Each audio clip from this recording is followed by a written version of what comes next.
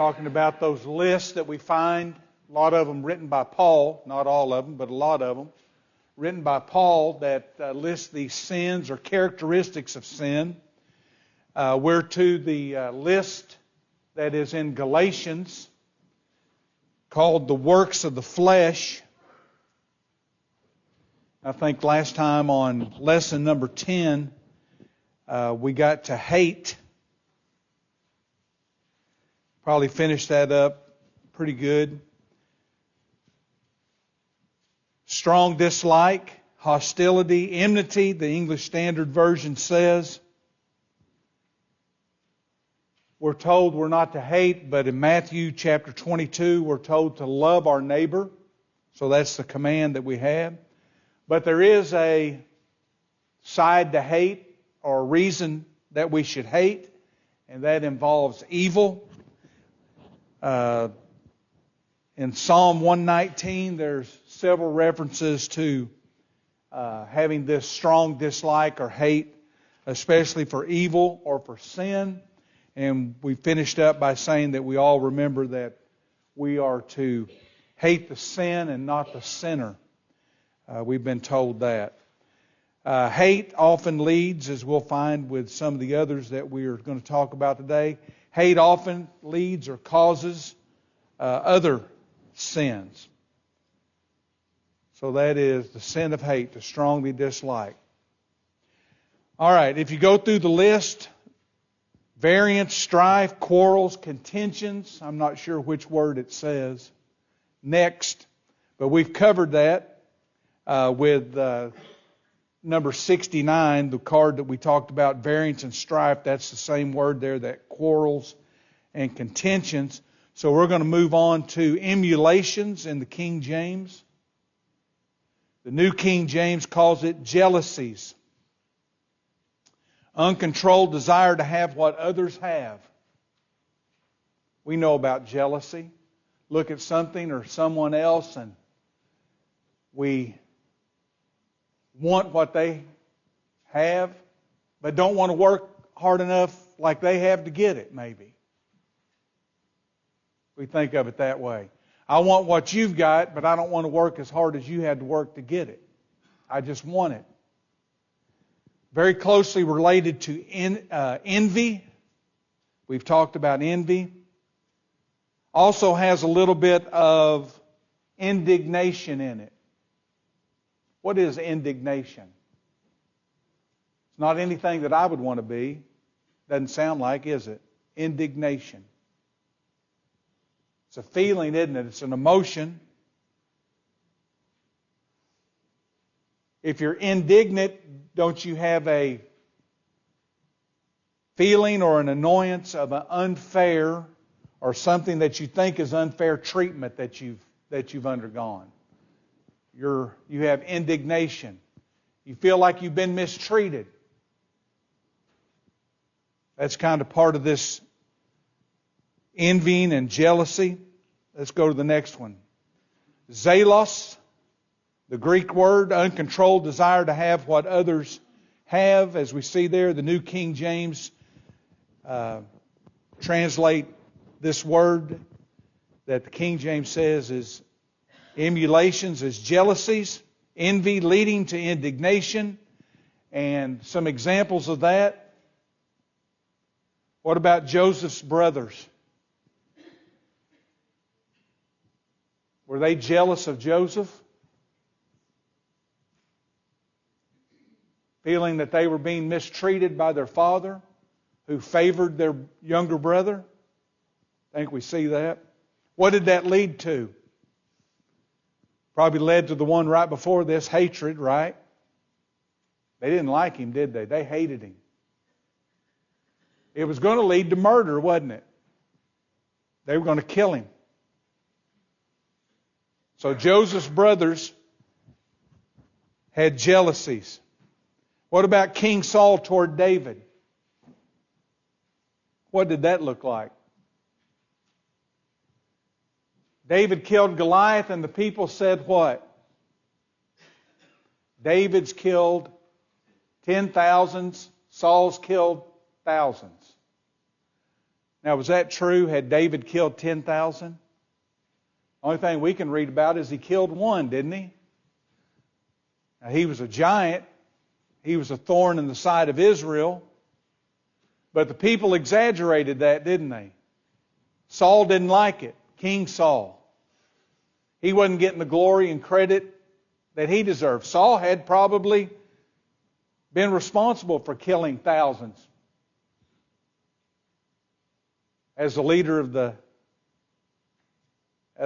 army, the king. But he didn't like that, did he? So what did his attitude become toward David?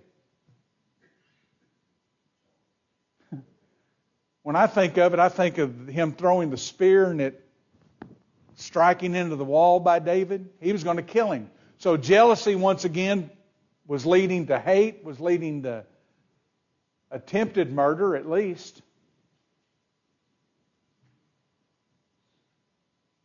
The next one there, the older brother. We've mentioned him a lot, haven't we? He's not a very good character. The older brother of the prodigal son.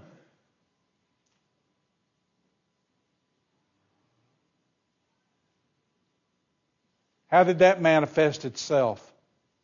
This jealousy. Definitely had indignation, didn't it? His father hadn't treated him as fairly as he had treated his younger brother. I've been here with you the whole time. This your son, he didn't call him my brother, this your son went off and did all these things and wasted and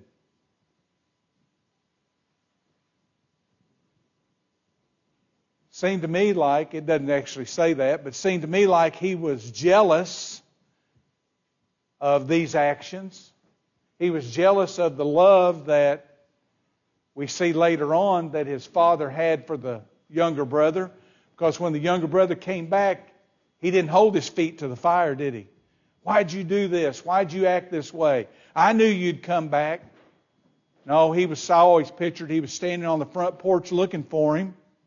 When he saw him, what did he do? Went to him, completely forgave him. There wasn't into this exchange. So don't you think that the older brother wished that he had that same relationship with his dad? And he may have, but he didn't show it, did he?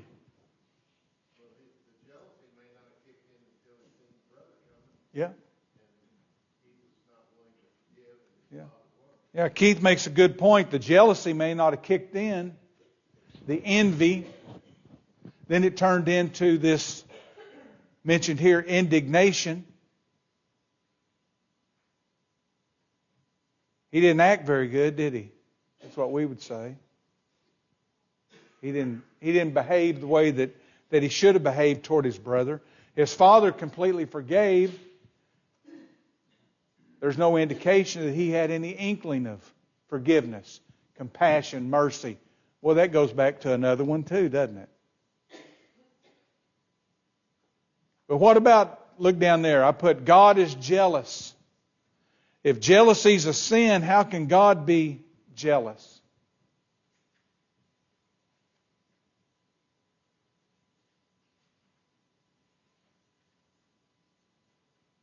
More related to zeal, zealous, instead of jealous, but it definitely says that God is jealous. Deuteronomy 4:24 says that God is jealous. What about in the Ten Commandments, where it's reading the Ten Commandments, Exodus 20? Thou shalt have no other gods before me, because I, thy God, am a jealous God. So how does that work? Jealousy is a sin, but God is a jealous God. Righteous jealous. Okay, Paul mentions that. I think it's 2 Corinthians chapter 11. Righteous jealous. So there's a motive or a motivation or an intent with this desire to have what other people have. So when it comes to God, what's He desirous of? It's always mentioned there with Seems to me like thou shalt have no other gods before me. So if somebody's putting something before God, he becomes jealous because he wants us completely for him. That's where that comes in. Had it wrote down here. Unselfish concern, caring passionately. That's what God has. It's a protective jealousy. That's this righteous or godly jealousy. He demands our devotion, and He's not going to share us with anybody. Can't serve two masters. Have no other gods before me. He's very clear, been clear throughout the whole history of man. It's Him and Him alone. Anything that steps in between is not acceptable.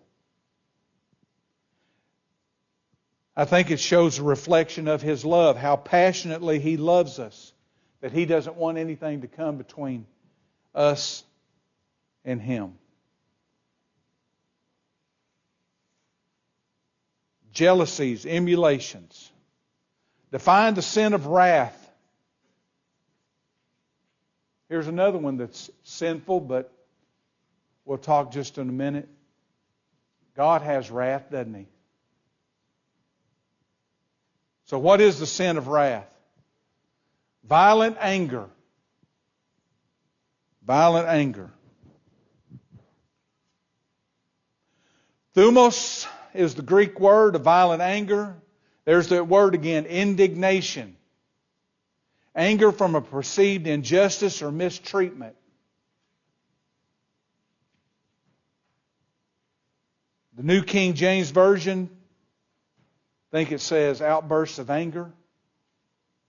The English Standard Version says fits of anger. New King James Version, I got it wrong on there. I think it says outbursts of wrath. Is that what it says? Somebody looking at New King James, outburst of wrath, not anger. Fits of anger, outbursts of wrath. Mention King Saul again toward David. Samuel, 1 Samuel 18 and 19, we've talked about that. Tried to kill him on several occasions. Tried to kill him. King Ahasuerus, Esther, chapter 1, verse 12, he became so mad at Vashti, the queen, that she wouldn't do what he said. He had her removed. I don't know what that exactly meant, but the historical records from that period of time, the secular records, we'd call it, non-Bible, she's never mentioned again. So take for that what you want. She is removed from being queen and never mentioned again, so he became so angry with her that she wouldn't, what was it? He asked her to dance, or she wouldn't do that. Stood up for morals, we'd say. Had her removed permanently, sounds like. That's Esther chapter 1, verse 12. I mentioned Peter. When did Peter show a fit of wrath or outburst of anger? In the garden, pulled his sword. Yeah. Cut the guy's ear off, didn't he? Just kind of a reaction. So let's talk about, what about God? Go back to Romans chapter 1. We talked about the list of words, the reprobate mind, there in Romans chapter 1. But back in verse 18, Romans 1:18. Jerry, are you there? Read what it says. For the wrath of God is revealed from heaven against all ungodliness and unrighteousness of men who suppress the truth in unrighteousness. And he goes on there talking about the reprobate mind, and then we spent quite a few weeks talking about that list that's there. God's wrath is toward what? Sin? Evil doing? That's what God's wrath is. His personality, His characteristics will not allow Him to associate with or be a part of or have a part of any of this sin. To the point that any type of sin or evil doing creates wrath, anger. There's a word before anger on here. What is it? Violent? Ask Uzzah. Uzzah. Uzzah touched the Ark of the Covenant when the ox stumbled. What happened to Uzzah? What about Nadab and Abihu? They used strange fire. God doesn't like sin. God hates sin. God has wrath toward sin. What happened to Nadab and Abihu? They died. What about the people in Genesis chapter 6? We remember Noah, but what about all the people that died in the flood? God hated the sin that was going on. Man's thoughts were on evil continually. What about those people in the flood? Did God violently deal with them? Yes. The purpose. What's the purpose? Just like with jealousies, what's God's motivation? If we can use that. What's God's reason for wrath? What's His reason for jealousy? It's for our benefit, isn't it? It's not selfishness. When man gets mad and gets angry, has wrath, it's a selfish motivation. I think we could boil that down to see that. Why did Saul do it? He was trying to keep his kingdom, wasn't he? Ahasuerus, the king, why did he react that way? She embarrassed him, didn't she? Vashti embarrassed him. So it's a selfish motivation for man. It's a selfless, unselfish motivation for God. He's got our best interest in mind. He's concerned about us. He loves us. He wants to protect us. He doesn't want us to end up in hell. He wants us to be in heaven for eternity with Him. The sin of wrath.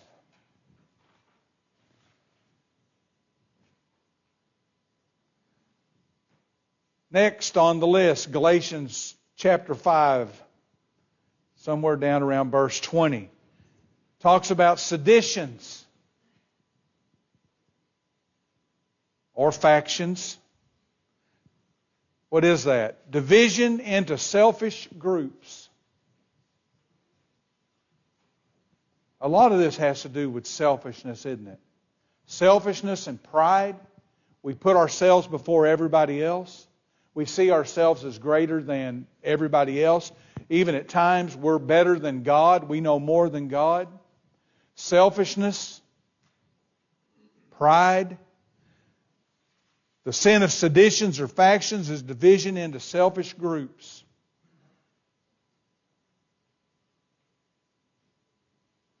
Dikostastia, the Greek word, actually, if you boil it down, it's two words. Combined, that Greek word is, and it means simply two positions. Dikos, two. Stasius, positions, two positions. Division into selfish groups. This same word, seditions, Romans 16, verse 17. is actually translated as divisions. New King James and the English Standard uses dissensions. Is that correct? Those of you that have a New King James, dissensions. Selfish ambitions. Yeah. I think that hits it. I think it's got to do with selfishness. My opinion is more important than yours, or we'll see in just a little bit. We talk about the Corinthians. My opinion, or what I want, I put myself above that, but my opinion is better than God's Word. Barabbas, we all remember who Barabbas was? The man that was released instead of Jesus at the trials. Mark chapter 15 calls him an insurrectionist. Kind of the same word. We'll talk about it maybe a little bit more with. He probably fits in even better with the next word. But it definitely has something to do with this sedition. He was part of a group. We also see this with the Sadducees and the Pharisees. They were sects and groups. We'll talk about that with heresies, which is the next word. But Barabbas, this insurrection, it led to murder. Then let's get to 1 Corinthians chapter 1. 1 Corinthians chapter 1. If this isn't the... What's Paul addressing here in chapter 1? I hear that there are divisions among you. What was their divisions about? What were they dealing with? My preacher's better than your preacher. I follow Peter. No, I follow Paul. What's Paul's advice to them? What's Paul's words to them? It's not got anything to do with Apollos or Peter or Paul. It's all got to do with who? Jesus. So cut out all your contentions, your divisions. Get on the same page. What would that be called? Everybody doing the same thing. Acts chapter 1, it's called being of one accord. We'd call it what? Unity.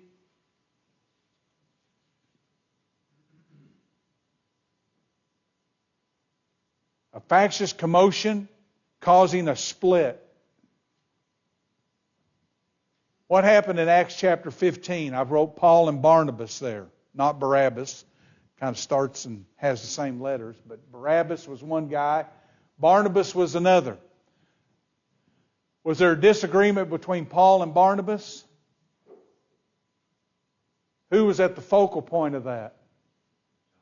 John Mark. Barnabas wanted to take John Mark with him.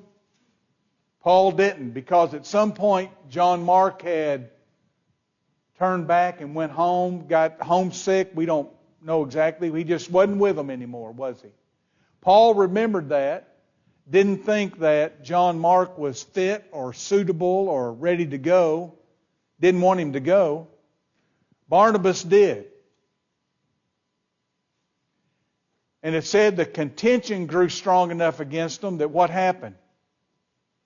They decided to go their separate ways, right? Barnabas took John with him. Paul took Silas.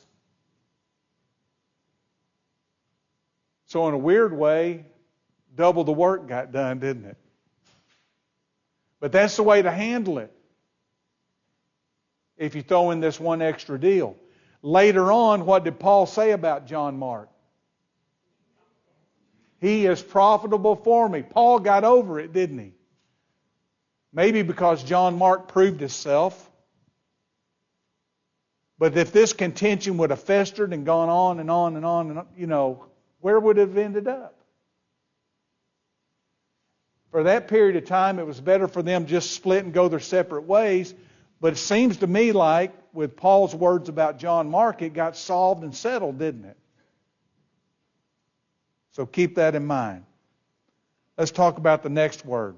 Very closely related. Heresies. Self-willed opinions that divide. Okay? Look back here. Self-willed opinions that divide. Let me go back. Division into selfish groups. Sounds very similar, doesn't it? I think this one is from just a study and looking at what other people have said.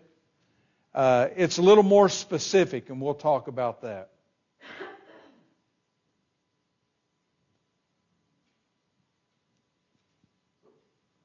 Hairesis, the Greek word, looks like hair, asses, but that's not how they pronounced it. H-A-I-R, hair, right?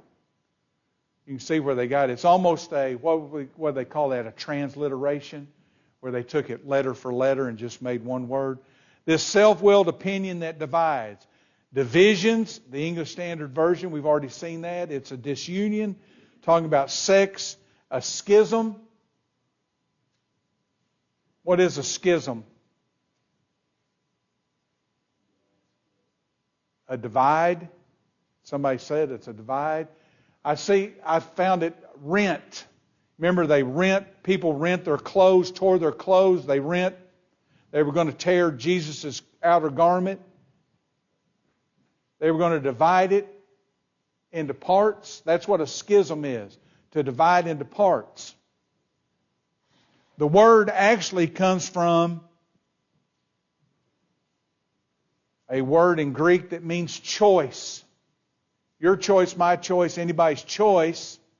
But if I have a selfish will that my opinion is better than yours on my choice, then it's going to divide us.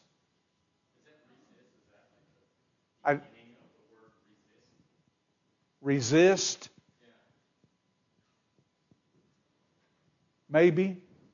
I didn't see that word going through my studies, but I could see that it would be kind of follows the same line, as does the seditions, the factions, the heresies. Think about, the path that we're going here. But this choice, I found that heresies specifically were opinions of religious matter. So seditions and factions, the divisions, generally any kind of division, but a heresy had to deal with religious matters. So that's why I threw in, that sounds casual, didn't it? That's why I put here, even though I found it a lot with the seditions and factions, this warning to the Ephesian elders. Someone from among you is going to come in and they're going to talk about, what did it say, perverse things, twisted things. They're going to twist things up. So there was going to be some from the elders, some from among you. He's talking to the Ephesian elders, Paul is. Someone's going to come from among you that's going to twist things around and cause a split or cause a division over religious matters. So that would be why it would be a heresy. Does that make sense? Did I say that right? But look there. I skipped down to Ephesian elders. I wanted to mention that. What's God's way? What does it say up there? God's way is unity, but what's man's way? Division. We put ourselves first. We put ourselves above everybody else. My way's right. I'm smarter than everybody. So it causes a division. God wants there to be unity. Imposing my opinion on others. Paul spoke about this, didn't he? I think Barry's talked about it. What's the word? Scruple. It's an opinion. something that is not in God, but it's just something that God hasn't said, but I just like it better. That's my opinion. My mind kept going to, and I can't get off of it, so it's the only one I thought of. Someone that was eating meat that was sacrificed to idols. Some people didn't have a problem with it. Oh, it's just meat. It's whatever. Other people had a serious problem with it, didn't they? Don't offend by your opinion, holding somebody else to that opinion. Okay? And causing division. I wanted to do two more, and I'm only going to get one. How about this one? Somewhere right in the middle there, it also says envyings and murders, right? But we've talked about envying and we talked about murderers. I think they were cards 60 or questions 67 and 68. Was that somewhere between heresy and drunkenness? So let's go on to drunkenness. Intoxication by use of alcohol. That's pretty simple, wasn't it? You'd have got that. Methe. Isn't alcohol, don't we say it's methyl alcohol? Still got that word in. Intoxication by use of alcohol. Check this out. Drunk or drunkenness is found 42 times. No, I didn't go through and count them. Somebody else counted them. So if it's 43 or 41, blame somebody else. No, 42 times drunk and drunkenness is mentioned in the Bible.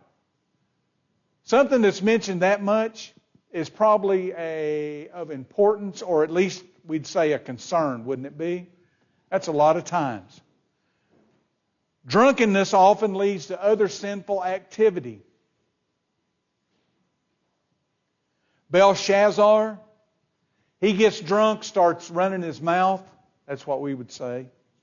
In Daniel chapter 5, as he's boasting and talking big talk, what happens? A hand with fingers comes out and writes on the wall. Do you remember that? Belshazzar, the handwriting is on the wall. That's where we get that saying, isn't it? And that handwriting said, your time is done. Your kingdom is going to end, and it ended that night because of the drunkenness. What about Lot? Lot got drunk. What happened? There was a relationship with his daughters. Children were born from that relationship. I believe those descendants of that relationship were thorns in the Israelites' side for years, weren't they? What about Noah? Noah got drunk. What happened? His sons didn't behave in the proper manner, whatever that was. They didn't back up or to cover him. It caused one son to be cursed, didn't it? So being drunk in those cases led to sin. Proverbs, we could read those, but you know what they say. What does Proverbs say about drinking? Is it good or bad? Stings like an adder? We'll see those there. We'll finish up. We'll talk some more about drunkenness next week as we go through. I appreciate your attention. If you didn't get a lesson 11, I'm sure there's some back out there, and we'll finish up that sheet next week. We'll have a short break and then be back for a worship period.